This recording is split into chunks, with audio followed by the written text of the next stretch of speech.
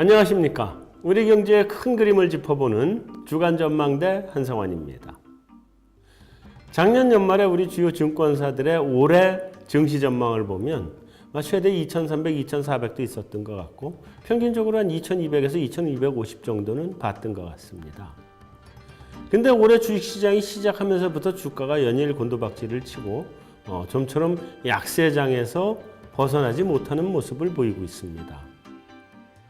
그래서 오늘은 이런 우리 주식시장의 그 하락세 또는 약세가 이유가 도대체 어디에 있는 것이고 이런 것이 또 얼마나 오래 갈 것인지 그런 부분들 한번 짚어보는 시간을 만들어 봤습니다.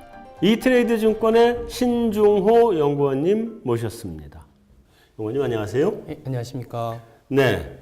자, 연초부터 코스피가 맥을 못 추고 있어요. 계속 하락세인데 이렇게 코스피가 하락세인 데는 아무래도 외국인이 매도를 하고 있습니다. 매도를 하고 있어서 그렇겠죠. 그래서 매도가 조금 더 이렇게 더 갈 것 같다는 생각이 들던데 자, 어쨌든 우선 우리 코스피 시장 진단부터 좀 하고 들어가죠. 지금이 바닥입니까?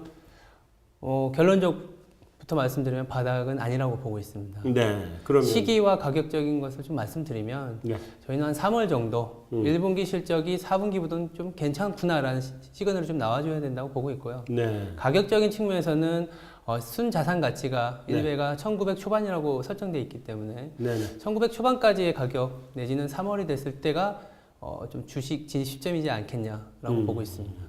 3월 달 말씀을 하셔서 그런데 뭐 이따가 다시 또 좀 더 자세하게 얘기는 하겠습니다만 3월 달이 굉장히 여러 가지가 맞습니다. 서로 걸치지요. 우리 한국은행 총재 임기도 3월 말이고 맞습니다. 일본의 그 소비세 인상. 인상하는 시점도 3월 달이고. 네, 4월 달이긴 하지만 3월부터 아마 기대감이나 또 우려가 반영될 것 같습니다. 네, 그래서 그게 다 3월 달에 이래저래 겹치는데 그런 이유들까지 다 감안을 해서 3월을 말씀하시는 건가요? 맞습니다. 일단 가장 중요한 건 사실 뭐 너무나 잘 알고 있는 거지만 주가는 곧 펀더멘탈로 회귀를 하는데 연초 연말 이렇게 왜 주가 변동성이 컸냐? 너무 이 펀더멘탈에 대해서 기대가 높았었다라는 부분입니다. 그래서 삼성전자도 사실은 왜 많이 빠졌냐? 10조 원 나올 것 같았는데 8.6조가 나왔었거든요. 기대가 너무 높아서 빠졌다는 거는 그러면 이제 앞으로 한 1분기 동안 그러면 3월까지는 이러한 기대치가 좀 하향 조정되고 나면 기회의 구간이 발생할 수 있고 두 번째는 아까 말씀하신 것처럼 너무나 많은 이벤트들이 남아있기 때문에 그러한 국내적인 기대치 하향 그리고 국외적인 변동성이 좀 줄어들고 나면 그때 진입 시점이지 않겠느냐 이렇게. 자, 그러면은 외국인들 지금 이제 막 팔고 있는 얘기부터 좀 해보죠. 주가가 좀 계속 하락하고 있는 건 외국인 매도세 때문에 그런 것 같은데 뭐 외국인들이 보면 현물은 좀 사더라도 뭐 선물은 많이 팔기도 하고 둘 다 팔기도 하고 뭐 왔다 갔다 하더라고요. 근데 전반 합계로 보면 이제 계속 매도잖아요. 네. 외국인들이 이렇게 파는 이유가 도대체 어디 있습니까? 파는 이유 주식이 더 올라갈 룸이 없다고 보기 때문입니다. 가장 정확한 답인데 왜 그러느냐?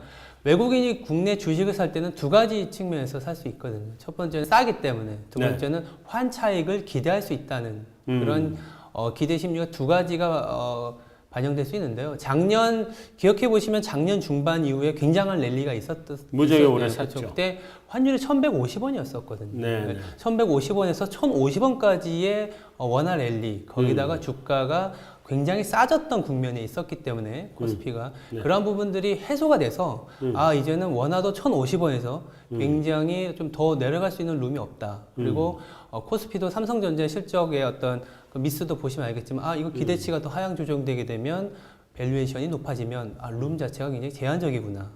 이렇게 볼 수 있겠습니다. 그럼 외국인은 지금 주가가 그 작년 말에 그 증권사들 그 올해 증시 전망을 한 걸 보면 뭐 높게는 한 2,300까지도 얘기가 나왔었는데 맞습니다. 외국인들은 2,300은 어렵다. 현재로서는 아니 뭐 물론 이제 국내 증시라는 게 그 기업들의 태도 내지는 국내 정부 정책이 내수 부양 쪽으로 왔기 때문에 실제 내수가 살아나는 시그널 내지는 환이 이렇게 됨에도 불구하고 현대차나 삼성전자 내지는 다른 기업들이 그래도 잘 방어하네라는 시그널을 보여주면 다시 재진입을 할 수 있겠지만 현재 상태로만 본다면 2,300까지 가는 것은 굉장히 무리지 않겠느냐 이렇게 생각하고 있는 것 같습니다. 현재 상태에서는요. 자, 외국인들이 주로 파는 종목들은 어떤 분야 주로 팔고 있나요? 뭐 당연하겠지만 수출주 중심으로 좀 네. 매도세가 나오고 있습니다. 삼성전자, 뭐 현대차 그리고 잘 아시겠지만 중국 같은 경우에 올해 굉장히 구조적인 변화에 또 소용돌이에 있거든요. 네. 즉 공급 과잉인 산업들을 좀 구조 조정하고 있기 때문에 포스코 같은 네. 소재 업종도 좀 매도세가 나오고 있습니다. 제가 주로 가지고 있는 종목들이거든요. 그것도 다 비싼 구간에서 사가지고 네. 지금 떨어지는 만큼 손해를 보는 구간인 것 같은데. 자, 삼성전자 다행히 제가 가지고 있질 않아요. 너무 비싼 거라 못 가지고 있어.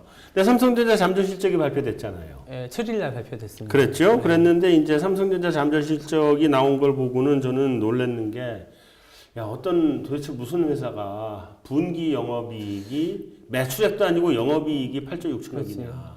또 그전에는 10조였었잖아요. 그렇습니다. 무슨 회사가 다른 데는 그룹을 다 합쳐도 매출액이 10조가 안 되는 그렇습니다. 데가 대부분인데 그렇습니다. 저 도대체 이게 어떤 회사냐. 저는 이거 굉장히 좋은 회사다 하고 놀랐는데 주식시장에서 반응은 실망이었어요.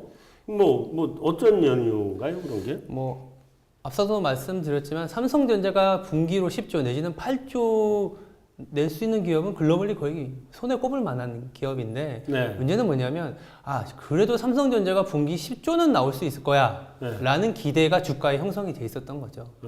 근데 8조가 나오고 보니까 그러면 좀 실망감을 내가 봤던 삼성전자의 기대치보다는 안 나오는구나. 거기다가 이제 앞으로의 삼성전자가 나아가야 될 방향이 아직은 잘 보이지 않는다.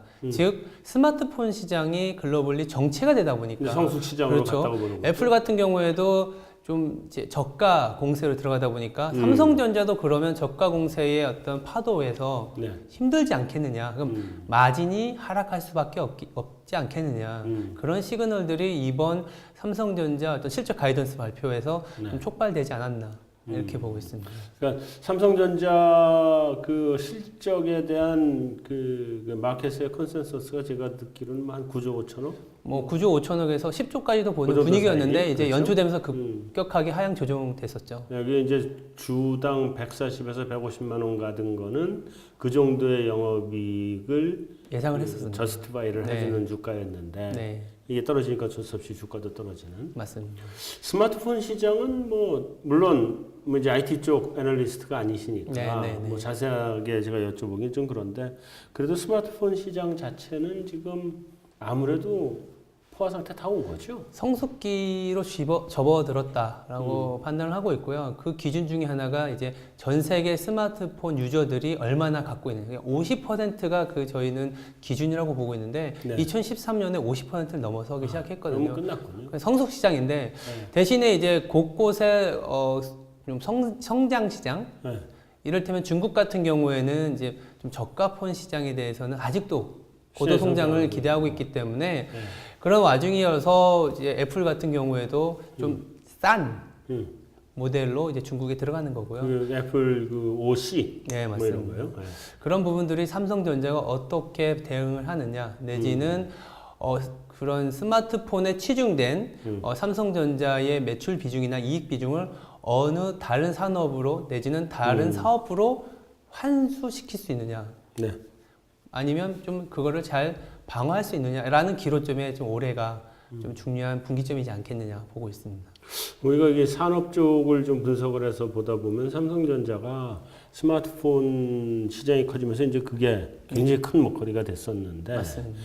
반도체, 스마트폰, LCD, 가전 뭐 이런 거 정도를 가지고 있는 상태에서 이제 이게 장기적으로 성장 모멘텀이 없다라고 하는 판단은 하고 있는 것 같고서 내부적으로도요. 그래서 네. 다른 쪽으로 자꾸 나가려고 하는데도 그게 별로 찾아지질 않는 것 같아요.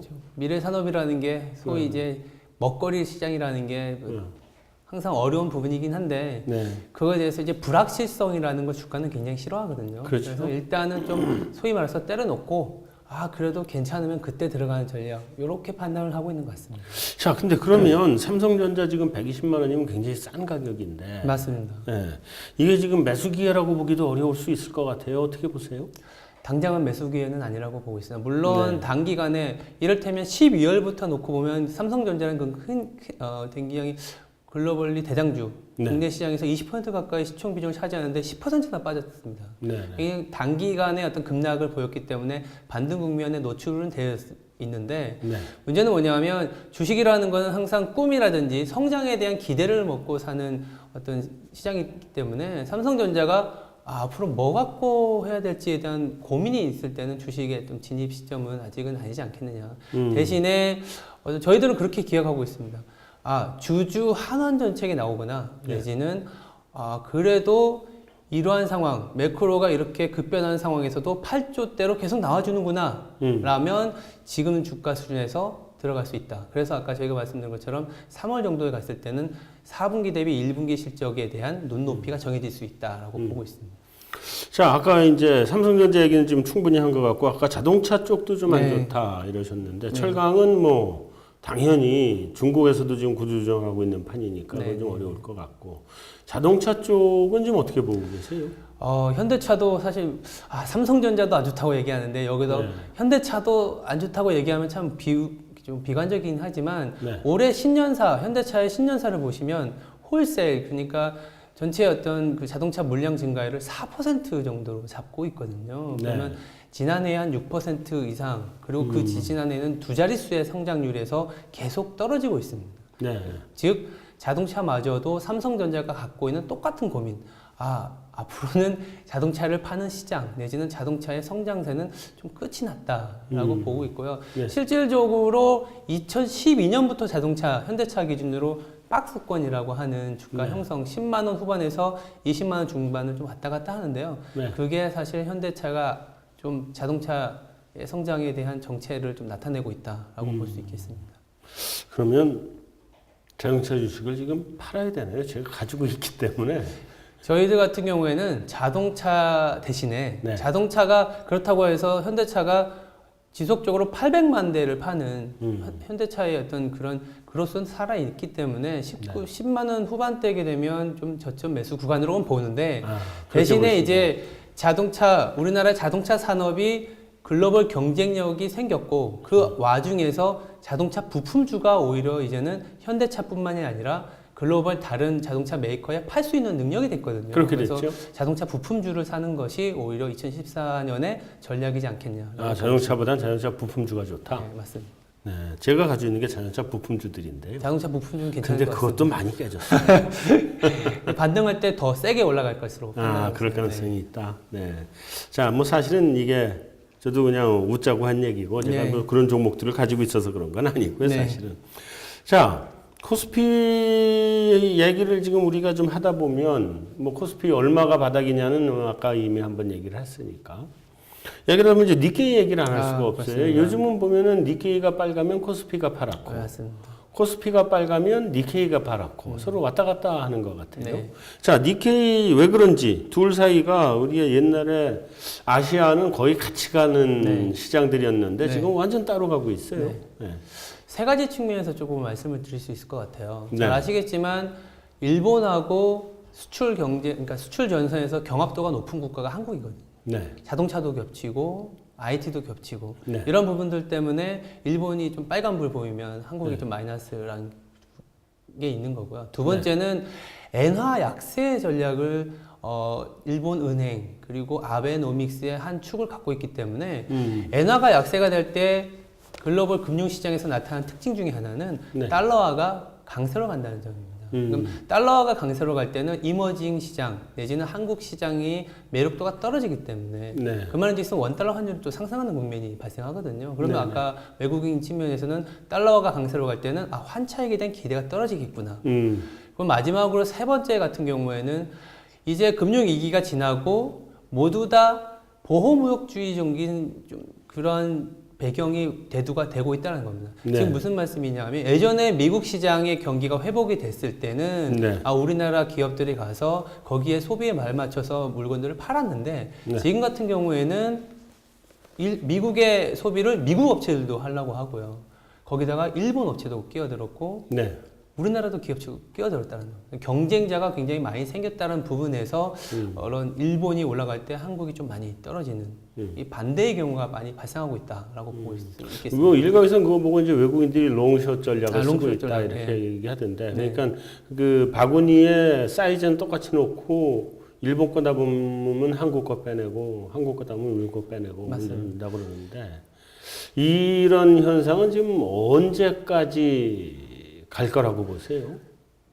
올해 내내 지속될 수 있다고 보고 있습니다. 올해 내내. 왜 올해 내내 지속될 수 있냐라고 말씀을 드리면 네. 그 리스크와 그로스, 성장에 대한 판단을 해보시면 성장이 굉장히 높은 종목 같은 경우에는 굳이 롱숏 전략을 할 필요가 없습니다. 그렇죠. 그렇지만 성장이 아까 삼성전자도 말씀드렸고 현대차 네. 같은 경우에도 단자릿수의 증가율을 보이기 때문에 성장은 막혀 있는데 리스크 팩터, 이를테면 환율 같은 움직임에 따라서 일본과의 어떤 롱숏 전략이 굉장히 좀 나이스해지는, 한마디로 일본 사고 우리나라 팔면 굉장히 수익을 많이 먹을 수 있는 구간에 진입을 했었거든요. 하고 있거든요. 그러면 삼성전자와 현대차가 또 다른 먹거리나 성장을 보여주는 시그널이 없는 한 일본과의 롱숏 전략 2014년은 좀 더 지속되지 않겠냐라고 판단하고 있습니다. 네. 네. 자, 그 롱숏 전략을 외국인들이 취하게 된 이유 중에 하나가 제가 알기로는 이제 엔화 환율인 것 네, 같은데, 맞습니다. 엔화 환율이 얼마 전에 이제 105엔을 뚫었다가 네. 그날 우리 주식시장 폭락을 했었죠. 네. 105엔 뚫는 날. 그러다가 지금 다시 이제 104엔대로 내려와서 104엔대 중반에서 이제 오르락 내리락 하고 있는 상태인데, 얼마까지 간다고 보세요, 엔화? 저희는 1분기 중으로 110엔까지는 1분기 중으로 110. 네. 왜냐하면 테이퍼링과 일본의 양적 완화가 겹치는 아주 큰 변곡점이 1분기라고 보고 있고요. 네. 그리고 일본이 갖고 있는 이 문제점 중에 하나가 4월에 소비세를 인상을 하거든요. 네. 소비세 인상으로 따라서 이제 좀 그 일본의 어떤 내수가 네. 조금은 둔화될 수 타격을 있다. 받겠죠. 그러면 그 전에 돈을 좀 풀어놓는 전략 때문에 네. 1분기 때 110엔까지 트라이 하지 않겠느냐 이렇게 보고 있습니다. 1분기 때 110엔. 네, 아니 신중호께서는 그래도 110까지면 네. 굉장히 그 영어로 얘기하면 모더리트하게, 네, 맞습니다. 우리말로는 좀 약하게 보시는 것 같아요. 사이나이 회장 인터뷰하는 거 봤더니 115엔 이상도 지금 가능할 것처럼 네. 얘기를 하더라고요. 110은 무조건 넘는다고 보고 있고. 저희들 같은 경우에도 사실 1분기가 엔화 약세가 가속되는 구간으로 네. 보고 있습니다. 물론 이후에도 엔화 약세의 어떤 흐름은 이어지겠지만 굉장히 좀그 변화율이 강한 시기가 1분기가 아니겠느냐 이렇게 판단하고 있습니다. 그럼 지금 엔화가 105엔 뭐 조금 안 되는 선인데 여기에서 115를 만약에 넘는다 그러면 그것만 가지고도 10%의 차익기회가 외국인들한테는 있는 거 아니에요? 그렇죠. 그러면 아직까지도 일본 주식에 대한 그 외국인들의 그 선호, 이거는 아직까지도 뭐 충분히 더 갈 수 있다. 그래서 한국 시장은 1분기는 참 재미없거나 터프한 시장이 될 수도 있다라고 보고 있습니다. 네. 그렇게 보긴 봐야 될 것 같네요. 마지막으로 이제 여쭤봐야 될 것이, 우리 코스피가 지금 그 어떻게 보면 약세인데 이게 하락세라고 얘기해야 되는 건지 약세라고 얘기해야 되는 건지 이미 많이 내려와 있는 상태여서 이런 약세가 얼마나 오래 간다고 보세요? 약간 일단 기본적으로 1분기는 뭐 굉장히 어렵다고 봐야 될 것 같고, 1분기 이후에 올해 연말까지 지금 코스피가 그 되돌아설 수 있는, 반등할 수 있는 그런 모멘텀을 잡을 수 있을까요? 그리고 뭐 있다 그러면 어떤 것들이 그런 게 될 건지 한번 정리를 좀 해주시죠. 지금 현재 모두 예상과 달리 시장이 연초부터 급락을 보여서 굉장히 비관적인 시각이 강해질 수는 있겠지만 저희들 같은 경우에는 1분기에 주식을 사놓으면 연말에는 소위 플러스 수익률을 기록할 수 있다라고 보고 있습니다. 그래서 늦으면 3월, 빠르면 2월 정도라고 보고 있고요. 키는 첫 번째는 실적이라는 부분을 말씀드릴 수 있겠는데 실적이 4분기에 굉장히 쇼크가 나왔기 때문에 1분기에는 4분기 대비해서 올라가는 그림에 대한 기대가 생길 수 있습니다. 두 번째는 아까도 말씀드렸던 중국의 전인대 그리고 일본의 소비세 인상과 같은 불확실성이 해소되고 나면 그러한 부분들에 대한 리스크 프리미엄이 제한되는 구간에 접어들 수 있고요. 마지막으로 저희들 같은 경우에는 이제 내수에 대한 방향성 그리고 기업들이 이제부터는 돈을 갖고 있는 기업들 같은 경우에 돈을 좀 풀어서 투자와 고용, 소비로 이어지는 선순환 사이클이 당장 나타난다는 게 아니라 네. 그런 선순환 사이클에 접어드는구나라는 것을 이제 1분기 이후부터는 저희들은 볼 수 있다고 보고 있거든요. 그러면 연말로 들어갈수록 내지는 하반기로 갈수록 주가는 좀 상승 트렌드가 되지 않겠냐라고 보고 있습니다.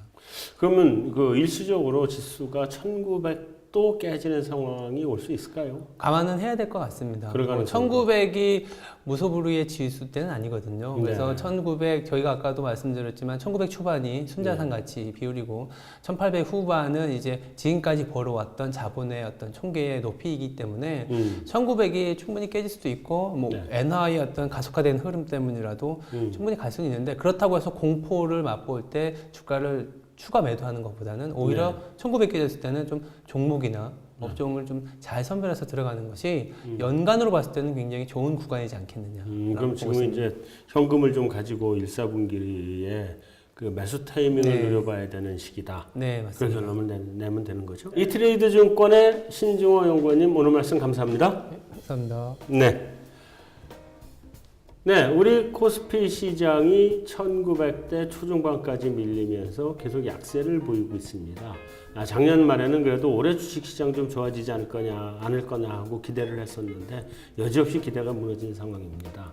이렇게 이제 기대가 무너진 배경에 보면 우리 기업들 실적, 특히 삼성전자의 실적이 좀 많이 나쁘게 나왔다 하는 거 하고 일본 엔화의 움직임이 심상치 않다는 이 두 가지가 제일 핵심인 것 같습니다. 그래서 올해 그 주식은 1, 4분기 말에 그러니까 3월 말, 4월 뭐 이때에 우리 기업들의 실적이 어떻게 나오는지 좀 한번 살펴보고 다음에 엔화 환율이 도대체 어디까지 가는지 한번 점검을 하고 그리고 움직이는 것이 좋을 것 같다 이런 생각이 듭니다.